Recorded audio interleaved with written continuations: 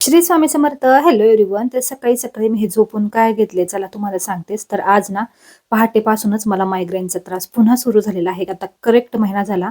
मागच्या महिन्यात मला भयंकर म्हणजे 3 ते 4 दिवस मायग्रेनचा त्रास झाला होता. मग म्हटलं चला पहाटेपासून दुखत होतं त्यामुळे म्हटलं अगोदर ना दवाखान्यातच जाऊन यावं, कारण ते अंगावरती काढलं ना मग 3 दिवस त्या मायग्रेन मध्येच जातात. मग आम्ही पहिल्यांदा दवाखान्यात आलो, मग त्यानंतर इंजेक्शन वगैरे घेतलं आणि येऊन मी पहिलं झोपून घेतलं आणि मग 4-5 वाजता थोडंसं म्हटलं की बाहेर जावं, कारण कसं की घरात राहून राहून पण मग जास्त सारखं ते दुखण्यावरच लक्ष लागतं.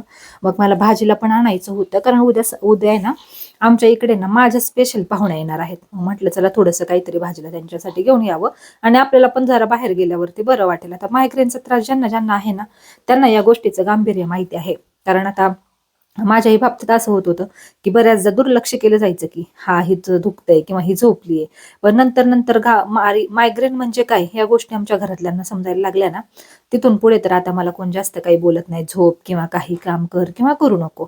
आणि मग इकडे आलो, मस्त फ्रेश भाज्या आल्या होत्या. तर मला ना टोमॅटो, वाटाणा, बटाटे अशा सगळ्याच भाज्या घ्यायच्या होत्या, कारण बऱ्यापैकी संपल्या होत्या. पण हीच खरी गडबड झाली, कारण मिस्टर आणि सासूबाई बाहेरून येताना ना सगळ्या भाज्या घेऊन आल्या. आता घेऊन आल्या, मी घरी येऊन बघते तर फ्रीजमध्ये त्यांनी ते सगळं ठेवलं होतं.